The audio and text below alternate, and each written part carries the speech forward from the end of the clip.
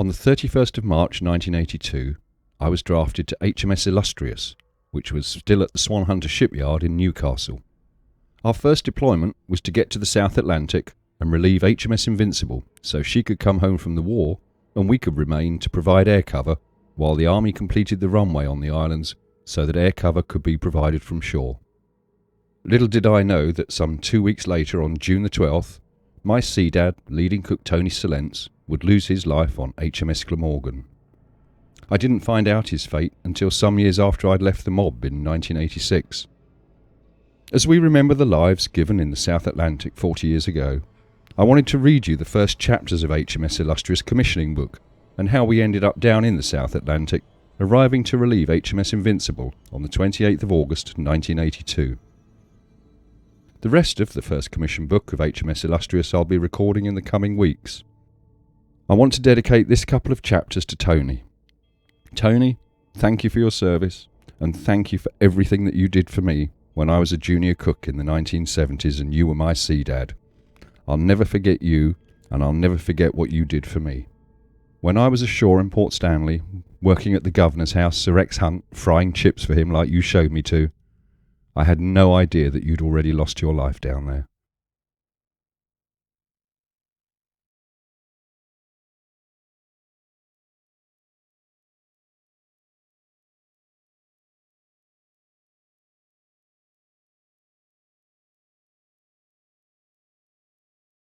HMS Illustrious joined the fleet on the 20th of June 1982.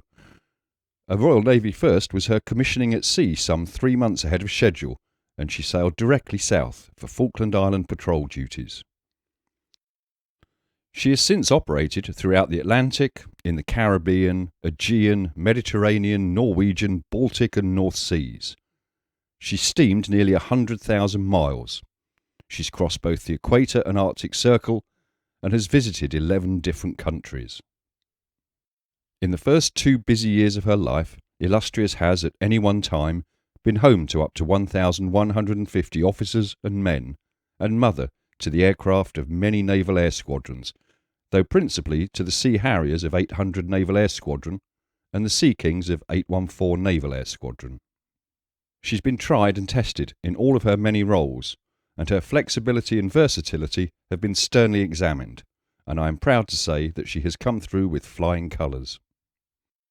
As with any large-scale organisation in any walk of life, we're very much a team of individuals all pulling together. Every man in every department on board has contributed in his own way to the success of the ship. You will read about some of these contributions and a narrative of the ship's life so far in the succeeding pages, and I hope you will enjoy doing so. This book is, in essence, a short history of the people who started the first commission of the 5th HMS Illustrious. It is by them, about them, and dedicated to them. I know Captain Slater would endorse my saying that it is a privilege to serve in this ship. Professionalism, enthusiasm and cheerfulness are the hallmarks which ensure that she lives up to her motto, Vox non incerta, and she maintains the highest traditions of the Royal Navy. John Kerr, Captain, Royal Navy, June the 20th, 1984.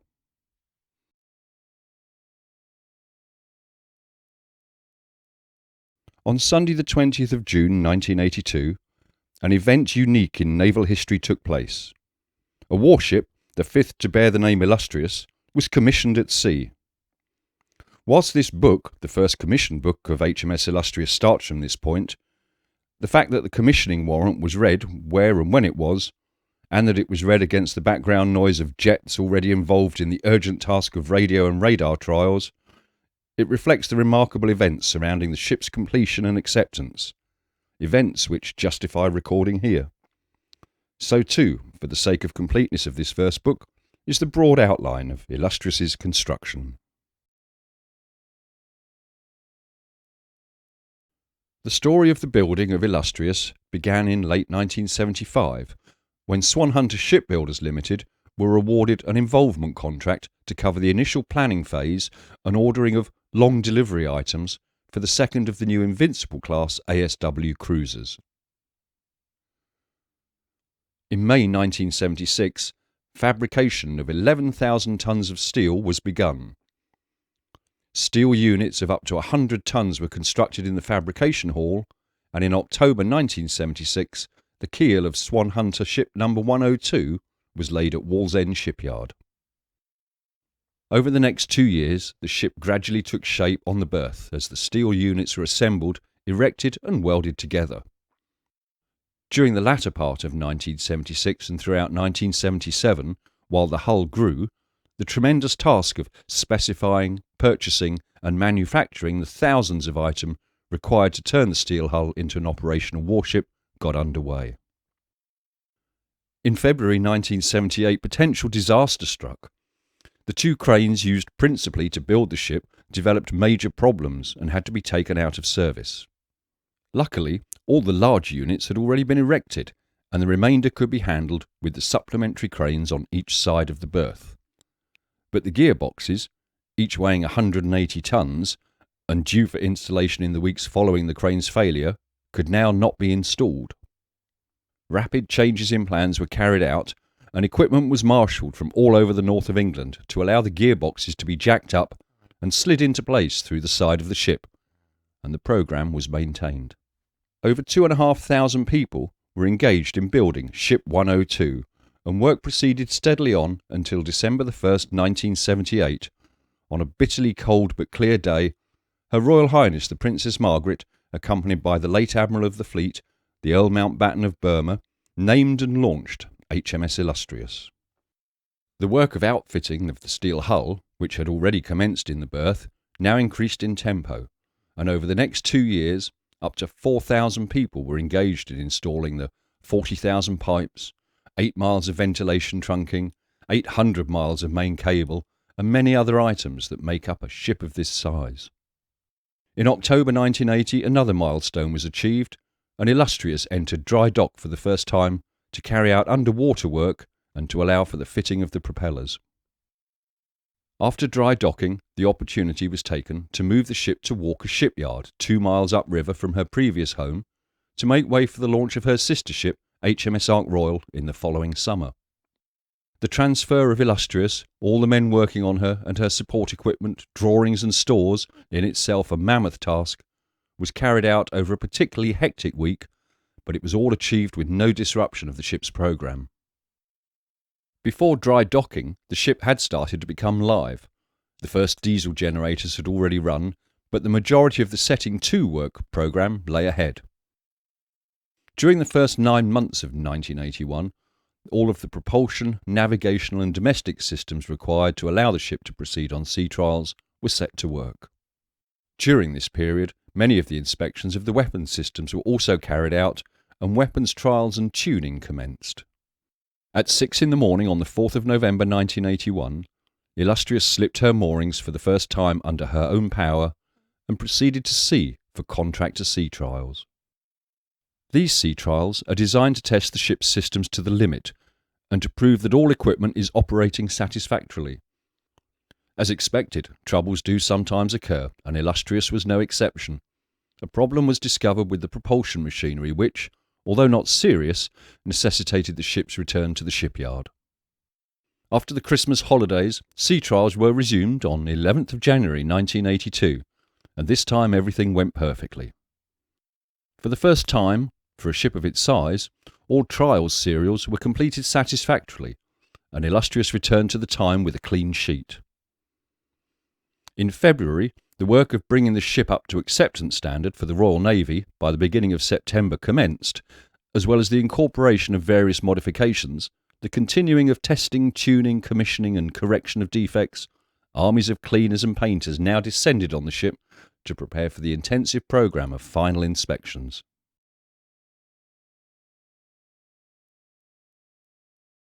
Thus it was that, with only 6 weeks allocated for trials and workup before deployment to the South Atlantic, there was no time available for formal harbour ceremonies, and the commissioning warrant was read by Captain Slater to the assembled ship's company in the hangar on the first Sunday at sea. This was followed by a service of dedication led by the ship's chaplain, Ray Jones. The Warrant. The Admiralty Board, on behalf of the Defence Council, Having directed that Her Majesty's ship Illustrious is to be commissioned at sea on June the 20th, 1982, you are to proceed forthwith to commission her for sea service. On commissioning, you will be under my full command. You are to bring to my immediate notice, and the notice of the appropriate local authority, anything which gives you cause for dissatisfaction with the ship or any part of her, and any other matters of importance, in particular those relating to the welfare of the ship's company. May God's blessing be upon the ship, and the company hereby entrusted to your command, and may your joint endeavours to uphold the high traditions of the Royal Navy in the service of Her Majesty the Queen be crowned with success and happiness. Given under my hand this first day of June 1982, John Fieldhouse, Admiral.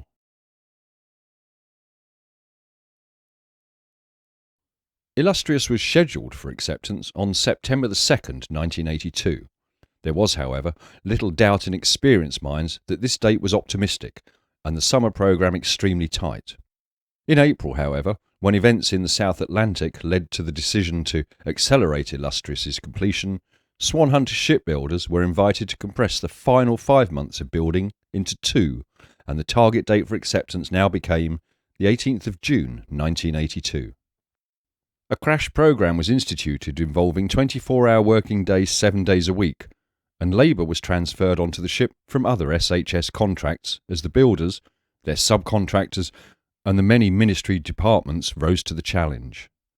Time was even found during this period for some major modifications and additions to be carried out to implement lessons being learned in the South Atlantic. These even included a completely new weapons system in the Vulcan Phalanx close-in weapons system fitted on the forecastle and the after end of the flight deck. In parallel with SHS's need to accelerate the build programme, the ship's staff also had to accelerate their storing programme, which proceeded hand in hand with modification work and final inspections. That the target date was achieved is a magnificent testimony to the high level of cooperation, coordination and control of all persons employed in the building, fitting out and storing the ship.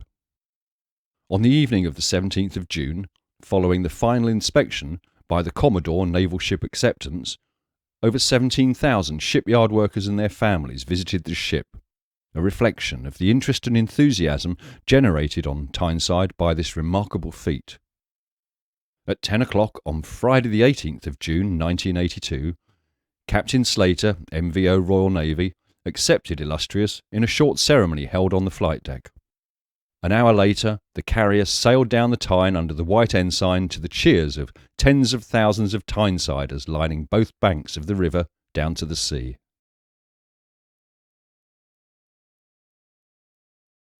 Following the first weekend's trials, the ship entered Portsmouth for the first time on the 21st of June 1982. The Operation Corporate pressure was still on, and the 3 days in Portsmouth were very busy with ammunitioning, storing, basic ship training, with most of the ship's company on a vertical learning curve.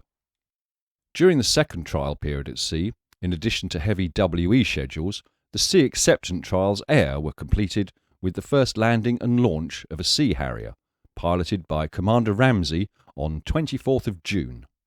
2 Sea Kings from 814 Naval Air Squadron were also embarked for these trials, and the loan of 2 Wessex 5s from 772 Squadron for HDS proved invaluable. One of the highlights of the programme was the first Royal Navy firing of a Vulcan Phalanx gun.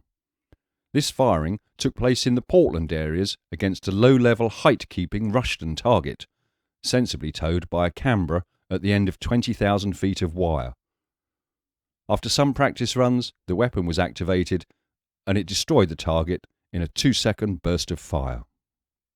With the unremitting pace of acceptance trials detracting from the value of the briefest of shakedown cruises, and after only 17 days of naval life, Illustrious arrived at Portland for a full Staff Sea check on Monday the 5th of July. So began a basic operational sea training period, made all the more exciting by the simultaneous building up and working up of the Carrier Air Group. During July the 9th, Sea King Mark 5s from 814 Squadron established themselves on board as the resident helicopter squadrons, while the Harrier squadrons, eventually destined for Illustrious, 800 Squadron, was already busy in the South Atlantic in HMS Hermes, and the fixed-wing element of Illustrious's command air group was provided by 2 Sea Harriers of 809 Squadron and 6 GR3 Harriers from No. 4 Squadron RAF Germany. The period at Portland proved invaluable in practicing many evolutions and exercises in preparation for operations in the South Atlantic and for the new ship's company to get to know their ship. With the almost undivided attention of the Foster staff, the ship achieved running speed before even attempting to walk. And, on July the 20th, an exciting and moving moment relieved the pressure of hard work when HMS Hermes steamed through the Portland areas en route home from the Falklands War. Illustrious closed the Sea-Warm Veteran from ahead at 28 knots and, with both ships' companies lining the decks and cheering, steamed past the ship that had done so much to ensure the success of Operation Corporate. From the 21st to the 23rd of July, Illustrious flew an Admiral's flag for the first time, that of Rear Admiral Webster, Flag Officer Sea Training, who embarked for the final part of the Bost, which culminated in a high seas firing of 5 Sea Dart missiles in the southwest approaches. Illustrious returned to Portsmouth on Monday the 26th of July to make final preparations for a deployment to the South Atlantic. Time was found for 2 days' leave for each watch, and the week ended with a family service in the aft hangar on Sunday the 1st of August, attended by 600 members of the ship's company and their families, during which the christening took place of no less than 15 children and 1 sailor.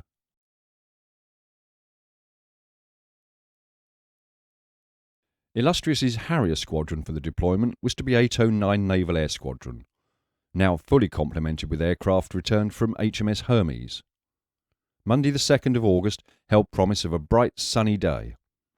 Sadly, the early morning fog persisted, and the planned embarkation of 7 Sea Harriers of 809 Squadron alongside had to be abandoned after the squadron's commanding officer, Lieutenant Commander Gedge, groped his way from buoy to buoy, from Spithead to Fountain Lake, and sensibly decided to instruct the others to return to Yeovilton and embark in mid-channel later in the day. Illustrious sailed at 1100 with all 9 Sea Kings of 814 Squadron flying past overhead, and she departed Portsmouth to an overwhelming send-off from thousands of people lining each side of the harbour and the South Sea front. To add to the farewell, Her Royal Highness Princess Alexandra came over from Cowes on the royal barge to see the ship off from the outer Spit buoy. That afternoon, the full carrier air group embarked. 9 ASW Sea Kings, 10 Sea Harriers, and, for the first time to any vessel, 2 AEW Sea Kings of 824D flight, equipped with the search water radar. The first flight of an AEW Sea King had taken place only 9 days previously. Moreover, a Royal Navy crew had only flown the aircraft for the first time the previous Friday. The second aircraft had in fact completed its acceptance test flight only 30 minutes before its embarkation. That evening, HMS Battleaxe with HMS Amazon and RAF Brambleleaf rendezvoused with Illustrious off Portland for the 7,400-mile passage south to the Falklands. The passage was planned as Phase 2 of Illustrious's Workup, concentrating now on the air group. An intensive programme of basic hangar and flight deck drills were superimposed on a full-flying programme. Contrary winds, in fact, necessitated an average speed of 20 knots throughout the passage south. Off Gibraltar, on the 7th of August, the Royal Air Force laid on a first-class air defence exercise, having deployed Buccaneers, Jaguars and EW Canberras of 360 Squadron from the UK. It had been planned to land and collect mail in Gibraltar by helicopter. In the event, some 3.5 tons of last-minute stores were diverted there from the UK, so it was decided to transit the Straits and anchor off the rock that evening for 2 hours to speed up the Vertrep. A comprehensive exercise programme continued unabated as the tropics neared, with the light relief in the form of mail from Dakar, traditional jollity for King Neptune, and the usual spate of body-punishing flight deck sports. During one such game, a young rating, imagining himself on the Wembley turf, pursued his ball into space, executing a spectacular skydive into the moderately rough sea 50 feet below. Recent FOSS training had clearly paid off, as a copybook man overboard drill was carried out in earnest, and the man, none the worse for wear, was recovered by seaboat within 4 minutes. After chance meetings with Her Majesty's ships Endurance, Leeds Castle and Dumbarton Castle en route home from the Falklands, the task unit anchored for the day off Ascension Island on 16th of August. With the forthcoming temporary closure of Stanley Airfield, Illustrious was welcomed with open arms by the commander of the support unit, and during the day 84 loads of stores were embarked in a heavy swell, using Sea Kings and Chinooks. Phase 2 of Illustrious's Workup was completed in the final 10 days of passage, and Battle Axe, who had planned the complete exercise programme, conducted a mini operational readiness inspection, codenamed Lusty Lady, as a finale. The ship subsequently remained in defence watches, a state that was to last 60 more days, and the returning ships Avenger, Andromeda and Penelope took part in an encounter exercise to keep the ship on her toes. Illustrious joined Task Group 317.8 in the carrier operating area off of the Falklands on the 27th of August, just 10 weeks to the day since leaving the Tyne on acceptance. The following day, Rear Admiral Reffel transferred his flag from Bristol, and Illustrious assumed the duties of Air Coordinator from Invincible. Before Bristol and Invincible left for home, the ships of the group moved into a spectacular close formation. On completion, Captain Slater requested permission to close to 200 feet of Invincible for a steam pass. With the upper decks now crowded with the ship's companies, the two carriers came within what felt like touching distance.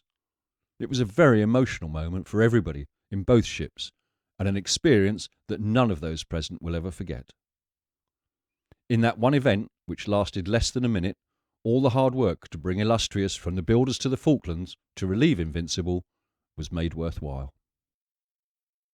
The steam pass completed, the ship settled into defence watches with the primary duty of providing air cover and coordination for the Falkland Islands protection zone. Illustrious was to remain on this duty until the runway at Port Stanley was strengthened and lengthened sufficiently to operate RAF Phantoms. Needless to say, the whole ship's company watched the slow but sure progress of work ashore extremely closely.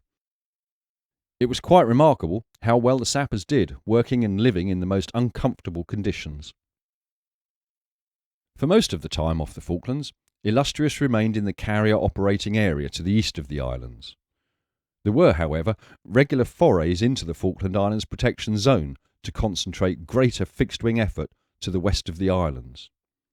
On 3 occasions, the ship anchored in the outer waters of Port William, Stanley, and on 2 other occasions the ship transited the Falkland Sound, anchoring once on 3rd of October in San Carlos Water. The short spell at anchor in St. Carlos Water was one of the few opportunities the ship's company of Illustrious had to stretch their legs, and many went ashore to Ajax Bay and climbed the hill to visit the Type 21 Memorial. That same weekend, 809 Squadron flew to Goose Green and held a memorial service at the grave of Lieutenant Nicholas Taylor for the 4 Sea Harrier pilots who lost their lives in the war. On the Sunday evening, a memorial service was held on the flight deck to remember all those sailors who had died in the fighting. In the still tranquillity of the bay, it was hard to believe the events of Bomb Alley so few weeks before. During the period on station, the ship received a considerable number of visitors at all levels. These included Commander Land Forces Falkland Islands Major General David Thorne, the Land Deputy to CTF 317 Lieutenant General Sir Richard Trant, the Air Commander Air Marshal Sir John Curtis, and the Deputy Chief of Defence Staff Lieutenant General Sir Maurice Johnston. The Civil Commissioner Sir Rex Hunt attended a flag farewell dinner on the 20th of October. On October the 21st, the responsibility for the air defence of the Falkland Islands was handed over to the Royal Air Force. The runway had been completed and the Phantoms had arrived. Rear Admiral Reffel struck his flag in Illustrious and returned to the United Kingdom, and Illustrious left the Falklands in style, carrying out a 21 aircraft flypast above the town of Port Stanley and RAF Stanley before sailing north in company with the frigate Amazon and the tanker Brambleleaf.